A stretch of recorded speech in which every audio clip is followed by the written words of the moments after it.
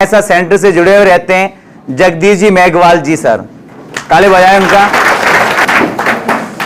श्रीमान खुशवंत सिंह जी ग्राम पंचायत देवली आहुआ मारवाड़ जंक्शन के पूर्व सरपंच रह चुके हैं और हमारे क्लासमेट भी रह चुके, साथ में पढ़ाई की हमने और सरपंच भी रह चुके हैं। उनको मैं आमंत्रित करता हूं, खुशवंत सिंह जी।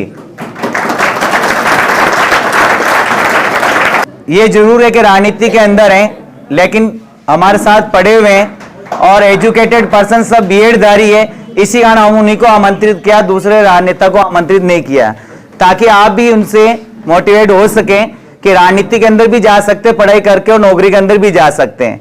और ये हमारे परम मित्र राजनीति के अंदर सेवा देकर वापिस शिक्षा के अंदर ही आगे बढ़ रहे हैं। इसी कड़ी में मैं जो हमारे सेंटर से चयनित हुए हैं उनको मैं आमंत्रित कर रहा हूं। कृषि पर्यवेक्षक अधिकारी में लेटेस्ट चयनित हुए अभी सुक्काराम गुजर और हनुमान राम गुजर, ताले हो जाए जोर सर।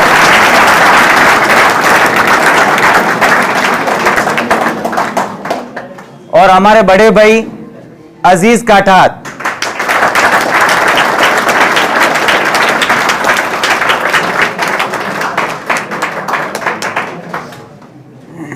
राकेश जी गुजर साहब से आग्रह करूंगा कि हमारे अतिथि का स्वागत करें। सबसे पहले खुशवंत सिंह जी का जोरदार ताली हो जाएं।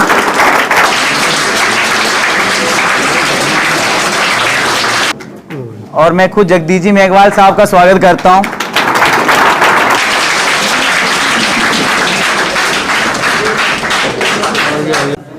गुजर साहब से आग्रह करता हूं कि अजीज जी का स्वागत करें।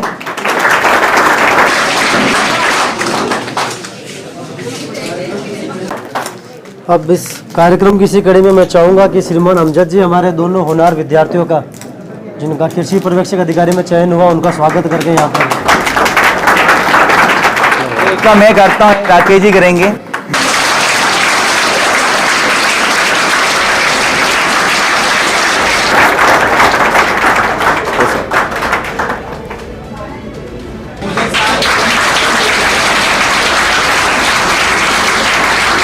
पुराने बच्चों को पता होगा कि यहाँ की मिठाई कौन सी है प्रमुख, हाँ।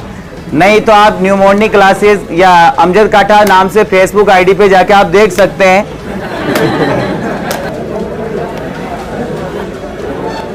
अरे हो जाए भाई।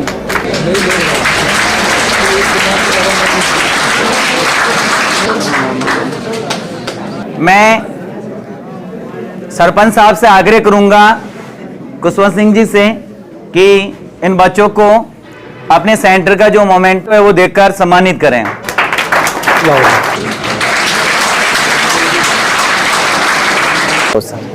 मैं जगदीश जी से आग्रह करता हूं कि आप भी सम्मानित करें। अजीत साहब से कहूंगा ये भी करें साथ में।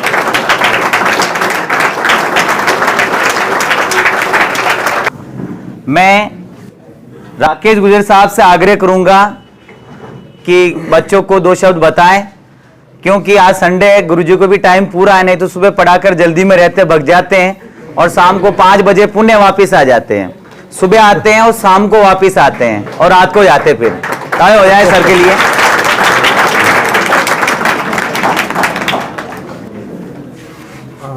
पीछे तक आवाज आ रही ना मेरी?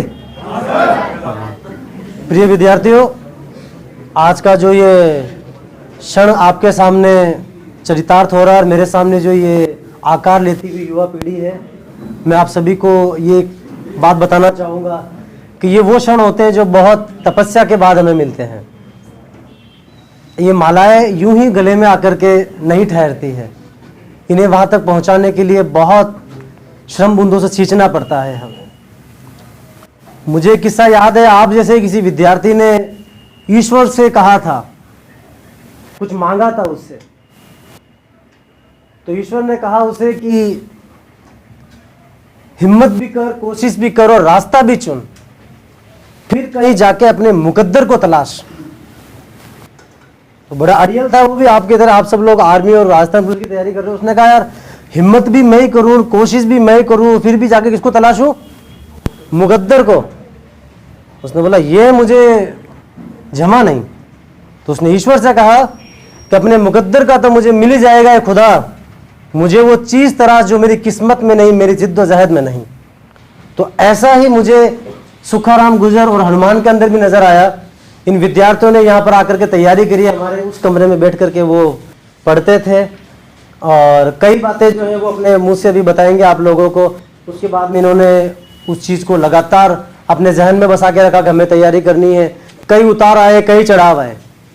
तो ये भी मारवाड़ की उस तरह से बिलोंग करते हैं जहाँ पर पीने को मीठा पानी भी नहीं मिलता है। सफलता तो बहुत दूर की बात है।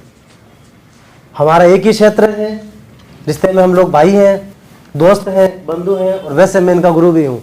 सारी बातें हम एक साथ लेकर के चल रहे हैं।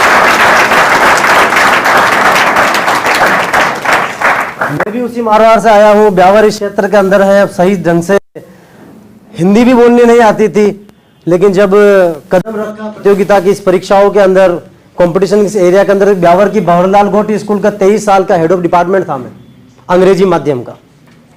और जब मंच पर जाकर के जब हमने अंग्रेजी बोलना स्टार्ट किया तो लोगों ने कहा कहाँ से पढ़ करके आए हो। मैंने कहा एक गाँव और ढाणी से पढ़े विद्यार्थी हैं, हम तो यहाँ पर आकर के अपने श्रम बुद्धों से इस शहर को सींचने के लिए आए हैं।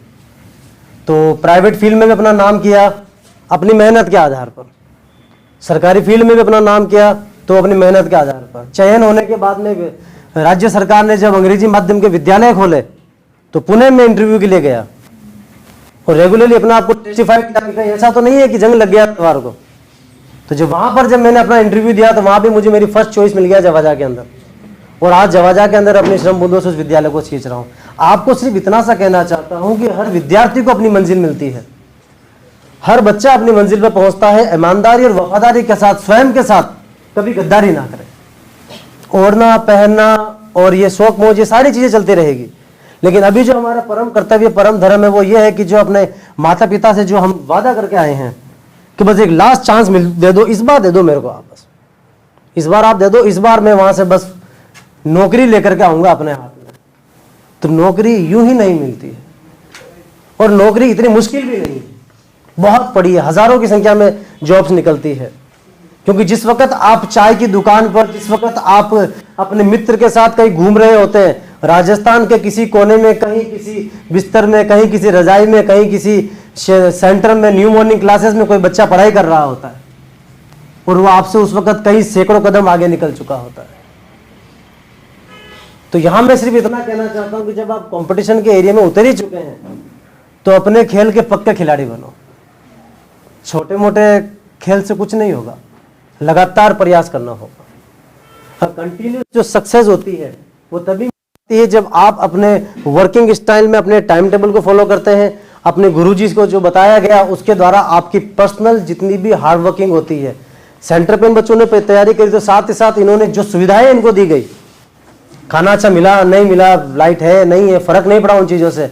हमें पढ़ना है तो जब आपको करना है दैट मीन टू से करना है, कंडीशन से कोई फर्क नहीं पड़ता है कि what type of condition you are getting from that side. Your only one and only motto is what? I get selected in that examination, whatever I am getting from that side, I will go to my village bearing the multiple types of success in my hand. कई प्रकार की सफलताएं अपने हाथ में लेके जाऊंगा और मैं वादा करता हूं कि जिस दिन आप अपने गांव पहुंचोगे सफल होकर के, चाहे आप फौजी बन के जाओ, चाहे आप क्लर्क बन के जाओ, कृषि पर्यवेक्षक बन करके जाओ, लोगों का आपके बारे में सोचने का नजरिया बदल जाएगा। बदला नहीं बदला सुखा? बदल गया ना। अब वो आपकी बात सुनेंगे भी सही और करेंगे भी सही। मैं एक ही बात कहता था, मैंने देखो भाई यार पढ़ाई कर लो बेटा, क्योंकि जब मेरे गांव में मैं सफल हुआ तो मेरे पीछे 50 बच्चे पढ़ाई करने लग गए कि राकेश सफल हुआ मतलब हम भी सफल हो सकते हैं। मैंने कहा उधर से आसरलाई से तुम भी सिलेक्ट हो जाओ, कई बच्चों को एक राह मिल जाएगी कि हम पढ़ सकते हैं। तो खुद के लिए नहीं तो जरिया बनाओ, किसी और के लिए ही पढ़ना है, एक रास्ता बनाना है, एक प्रकाश पुंज बनना है हमें, ताकि हमारी वजह से कई गांव में, कई घरों में कई चिराग निकल के आएंगे कि यार अब तो मैं भी सिलेक्ट हो सकता हूँ। वरना कई जगह तो ये माइथोलॉजी चलती है कि यार गवर्नमेंट जॉब कोई लगती है क्या है, तो वो कोई मंगल ग्रह से तो आते नहीं है, वो तो हमारे बीच में से ही तो है ना। इसका मतलब जो लगातार रह गया वो जीत गया, और जो ट्रैक से उतर गया फिर उसका कोई भरोसा नहीं है। तो आप सब लोगों को मेरा बहुत बहुत आगे के एग्जामिनेशंस के लिए wish you all the best. मेरा आपको बहुत आपका आशीर्वाद है मेरा आपके साथ में। कभी भी आपको मार्गदर्शन चाहिए तो हम यहाँ पर हैं। बस अपनी मेहनत पर पूरा विश्वास रख करके न्यू मॉर्निंग सेंटर का नाम रोशन करें। इन्हीं शब्दों के साथ मेरी वाणी को विराम करता हूँ।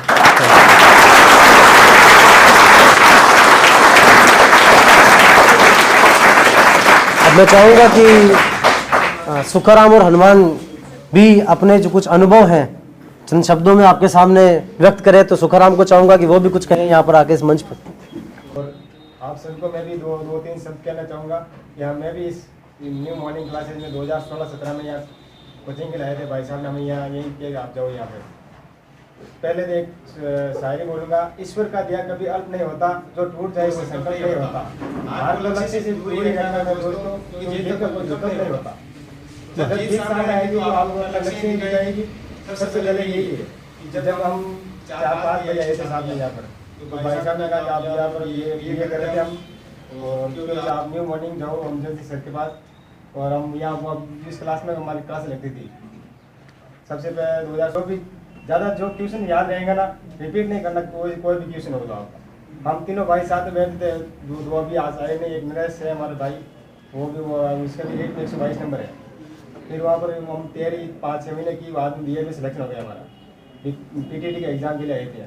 फिर अजमेर से B.Ed की, और 10th में ज़्यादा नहीं 52% है मेरे भी, और 12th में एग्रीकल्चर में ग्रेस हूँ, केमिस्ट्री से ग्रेस लगा हुआ।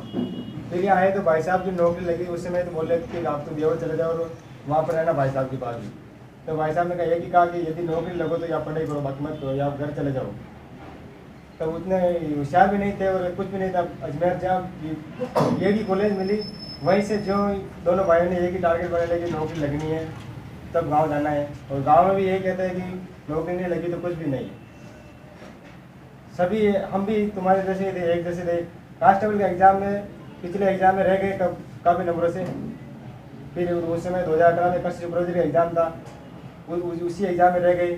फिर वापस रेट का एग्ज़ाम है, इस बार B.Ed हो गई तो हमने बोला रेट की तैयारी करेंगे। अब रेट की तैयारी में जो ही हमारे सुपरवाइजर का वैकेंसी आ गई कि इस बार कृषि सुपरवाइजर 885 फर्स्ट आए। जो मेरे साथ ही 2 दिन लगे थे, उन्होंने कहा कि भाई वैकेंसी आ गई और तू तैयारी करेगा। मैंने उस दिन से सभी फ़ोन वगैरह सब बंद कर दी, और जो ही वैकेंसी आई गाँव में ही बैठ गया, और 2 महीने गाँव में रहकर बोला कि अब वापस ब्योर चले जाओ। भाई साहब के पास ही अब आ गए और रूम दिला दिया मैं घर के पास ही, वही रूम खाना वगैरह सब अंकल के पास, अंकल ने रख दिया। 4 महीने या जमकर तैयारी की, ऐसे की तैयारी की, एग्ज़ाम से 1 महीना पहले हमें फिक्स हो गया कि हमारे पोस्ट जरूर लगेगी। ये हम पहले फिक्स कर दिया कि जनरल फाइट करेंगे इस बार। जो टेस्ट देते थे, टेस्ट में रैंक आती थी, भाई साहब ने बोल दिया कि अब आप तो जमे रहो अपना, आप एग्ज़ाम नहीं रहे, जब तक एग्ज़ाम नहीं रहे तब तक कहीं नहीं जाना है। जो एग्ज़ाम से पहले भी अफवाह बहुत चलती थी कि यहाँ पेपर आउट हो जाएंगे, ऐसे हो जाएंगे। भाई साहब को फिर कॉन्फिडेंस था कि चाहे एग्ज़ाम पेपर आउट करने वाले को सामने बैठा दो, हम लोग हमें भी बैठा दो, चाहे वो एक पेपर मिलने वाला भी इतनी तैयारी नहीं करेगा जो इनको बता देगा।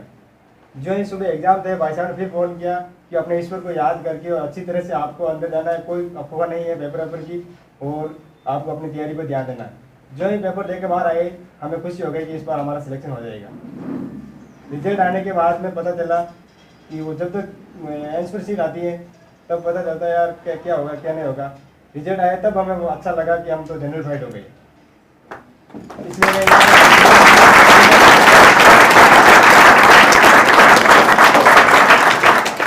तो 2-3 साल बाद में सर मिले, अमजद सर, यहाँ ब्योर आए थे हॉस्पिटल में।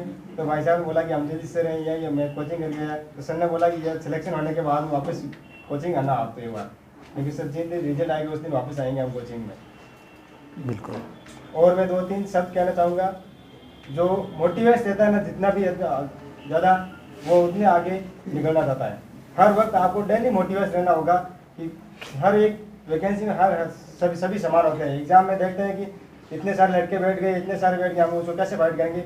यदि आपने 4 महीने लगातार जम के ऐसी तैयारी कर ली तो चाहे बोली लाख हो, चाहे कितने भी बच्चे हो, आप अपनी क्रीम एक बार निकल जाएगी।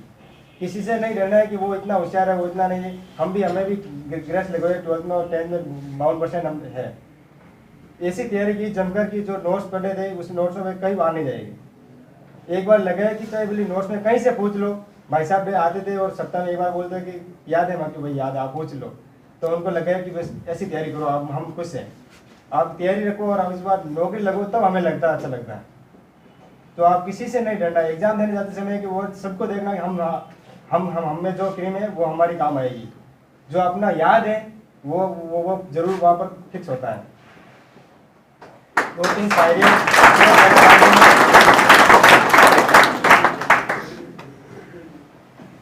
कि दरिया अब तेरी खेर नहीं बूंदों ने बगावत कर ली, दरिया अब तेरी खेर नहीं बूंदों ने बगावत कर ली, बुद्धिर न समझ नादान दिल को लहरों ने बगावत कर ली। हम मौत परवाने खपा इस मौत से डरने का का डर, ये तलवार तुझे झुकना होगा गर्दन ने बगावत कर।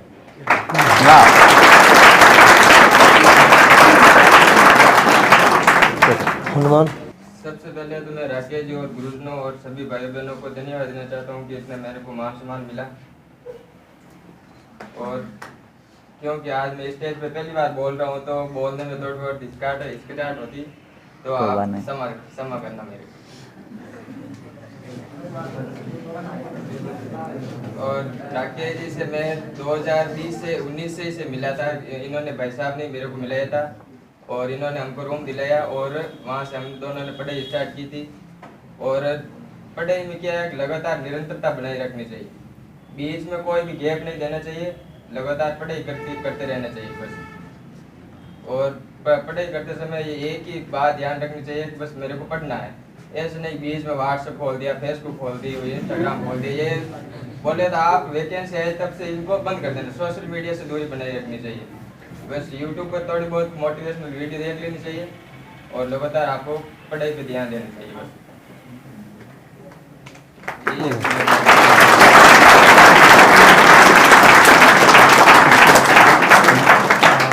मैं निवेदन करूँगा हमारे बीच में जो श्रीमान कुशवंत जी हैं उनसे पूर्व सरपंच महोदय आह्वास है कि वो भी मंच पर अपने चंद शब्दों से इस कार्यक्रम को नवाजें। माँ सरस्वती के इस पवित्र प्रांगण के अंदर सबसे पहले मैं गुरुजन अमजद जी सर और राकेश जी गुजर साहब का हार्दिक अभिनंदन करता हूँ कि आपने मुझे इस लायक समझा और इस खुशनमी पल के अंदर मुझे याद किया। आपके जो इस बगिया के जो फूल खिले हुए हैं, मैं चाहता हूँ कि ये फूल भी कल के कमल बनकर इन दोनों की तरह इसी राह में खड़े रहे। रही बात एजुकेशन, तो एजुकेशन के अंदर मैंने भी बहुत ध्यान दिया, लेकिन किस्मत में नहीं था, मेरी नौकरी नहीं लगी। सन 2011 के अंदर मैं राजस्थान पुलिस उदयपुर संभाग टॉपर हूँ, लेकिन उस समय 10 किलोमीटर दौड़ थी, चिप सिस्टम हुआ करता था, मेरा एक राउंड हुआ नहीं तो मैं अनफिट हो गया। फिर गांव वालों ने मुझे गांव बुला दिया कि आप आओ सरपंच बनो। फिर मैं राजनीति में चला गया, इलेक्शन लड़ा, सरपंच बना, लेकिन तो भी मैंने शिक्षा का साथ नहीं छोड़ा। मैंने मेरे ग्राम पंचायत के अंदर शाम को 5 बजे के बाद सीनियर लेवल की स्कूल थी गांव के अंदर, वहाँ से लेक्चर से मेरी बात हुई कि आप मेरी ग्राम पंचायत के अंदर 5 बजे बाद मेरे गांव के बच्चों को आप कोचिंग करवाओ, आपकी जो भी व्यवस्था होगी मैं करूँगा। बच्चे को सभी को मैंने निःशुल्क रखा। टीचर्स जो आते थे इतने अच्छे गुरुजन थे वो, उन्होंने 1 भी रुपये की डिमांड नहीं की, क्योंकि 5 बजे बाद तो सभी पजल होते, पूरे दिन तो स्कूल में रहते, उसके बाद घर के काम भी होते, लेकिन उन्होंने मेरे लिए समय दिया, मेरी पंचायत में आए और मेरे वहाँ पर ग्राम पंचायत स्तर पर कोचिंग चलाई और बाहर से भी लड़के आने लगे कोचिंग के अंदर, और उसमें से 2 बंदे कांस्टेबल बने मेरे वहाँ से ग्राम पंचायत स्तर पर। और रही बात न्यू मॉर्निंग क्लासेज की, मैं यहाँ आया था एक बच्चे को एडमिशन दिलवाने, जो शायद अभी यहीं पिछले टेस्ट में ही तो मैंने सर से बात की तो सर ने कहा कि हमारे यहाँ पर एक सुविधा है कि जिस बच्चे के फादर या मदर नहीं है या जिस बच्चे के दोनों नहीं है उसके लिए कोचिंग निःशुल्क है, और जिसकी एक नहीं है उसकी फीस आती है। मैंने कहा श्रीमान, मैंने राजस्थान के अंदर ये ऐसा इंस्टीट्यूट पहली बार देखा जो शिक्षा के लिए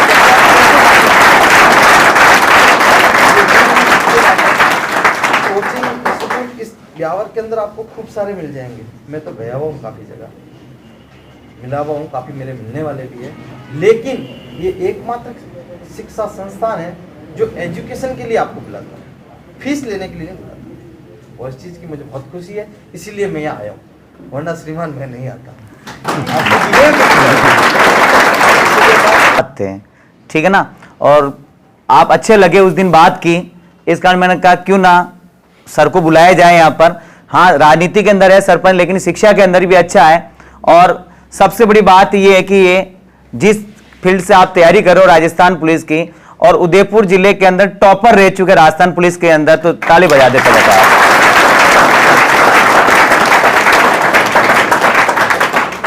भाई डिस्ट्रिक्ट में टॉपर रहना बहुत बड़ी बात होती है। इनका इंटरव्यू भी हुआ था, ठीक है ना, जो टॉपर होता है उनका इंटरव्यू होता है, बता रहे थे सर कि मेरा इंटरव्यू हुआ, लेकिन क्या है कि दौड़ के अंदर उस समय वो चिप टाइप का सिस्टम शुरू हुआ था, तो एक राउंड कम रह गया इनका, भूल गए ये, इस कारण वो काउंट नहीं हुए पूरे राउंड, तो बाहर हो गए। तो भी अच्छा ही हुआ, राजनीति के अंदर गया, आप गांव का उद्धार किया, पंचायत का, अच्छी बात है, जो होता है अच्छा ही होता है। इसी कड़ी में मैं हमारे परम मित्र जगदीश जी मेघवाल साहब से आग्रह करूंगा कि 2 शब्द बताएं। हमेशा बताते हैं ये, लेकिन ये सब नए स्टूडेंट है वर्तमान में, पहले वाले गए। आपने मुझे न्यू मॉर्निंग कोचिंग क्लास में बुलाया, मान सम्मान दिया, इसके लिए मैं पूरे स्टाफ का आभार व्यक्त करता हूं। और मेरा तो क्या है कि सप्ताह में 4 बार आना होता है। हमने शुरुआत में ही ये तय किया था कि हम कोचिंग सेंटर लगाएंगे। ग्रामीण हलके के जितने भी जो गरीब परिवार हैं, जो फीस मेंटेन नहीं कर सकते हैं, जिनके माँ बाप नहीं हैं, हम उनको फ्री पढ़ाएंगे, क्या हो सकता है उनकी आधी फीस लेंगे। हमने ये किया और आज जो ये हुजूम देख रहे हैं, आज उसी का परिणाम है। और हमने बेहतरीन क्वालिटी भी दी है।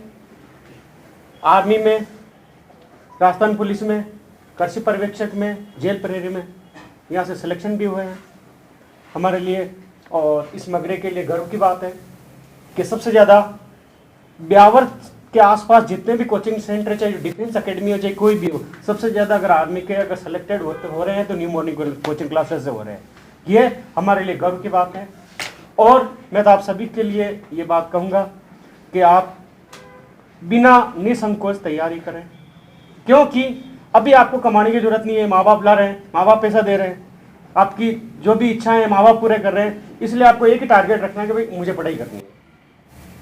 आप माँ बाप को किसी भी बात के लिए कहते हो, मना नहीं करते हैं कि बच्चा पढ़ रहा है। जब आपने फर्स्ट में जन्म लिया होगा, उस दिन माँ ने ये तो सोचा होगा कि ये जो मेरा बच्चा हुआ है मेरे लिए कुछ करेगा, हमारे माँ बाप का नाम रोशन करेगा, हमारे समाज का नाम रोशन करेगा। इच्छाएं तो पाली होगी, तो हमें उन इच्छाओं का आदर करना है और हमें उनके बताए हुए मार्ग पर चलना है। हमजा सर ने यहाँ बुलाया, इनके लिए और सबके लिए मैं धन्यवाद देना चाहता हूँ। उनके लिए 2 शब्द हमजा सर के लिए 2 शब्द कहना चाहता हूँ कि गुलशन का गुल हो जाता है, पर्वत कितना भी ऊंचा हो वो ना हो जाता है। अमजद सर तो वो पारस पत्थर है जिसे छू ले वो लोहा लोहा नहीं सोना हो जाता है।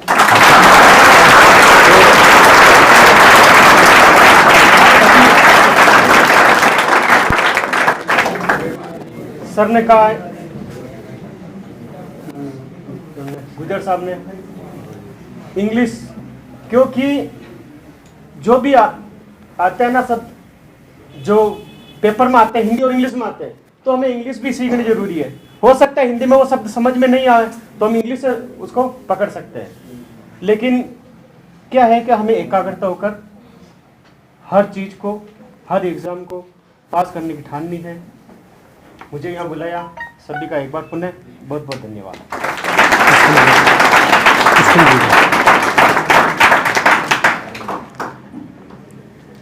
खुशवंत सिंह जी को मोमेंटो से सम्मानित किया जाता है।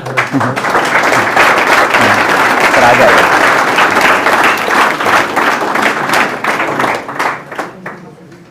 जगदीश जी आपके लिए भी।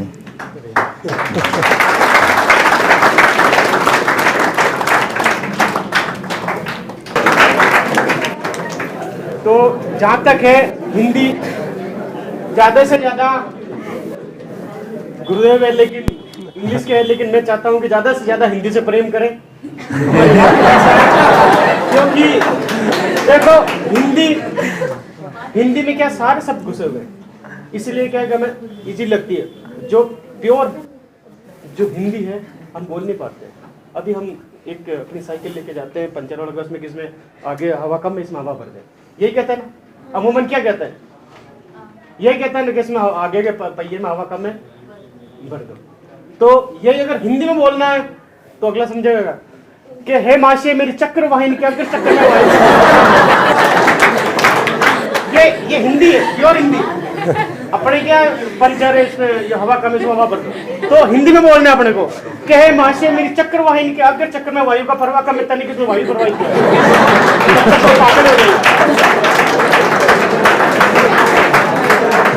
तो हिंदी से प्रेम करना चाहिए। और आज के लिए इतना ही, अगले संडे को और कहेंगे।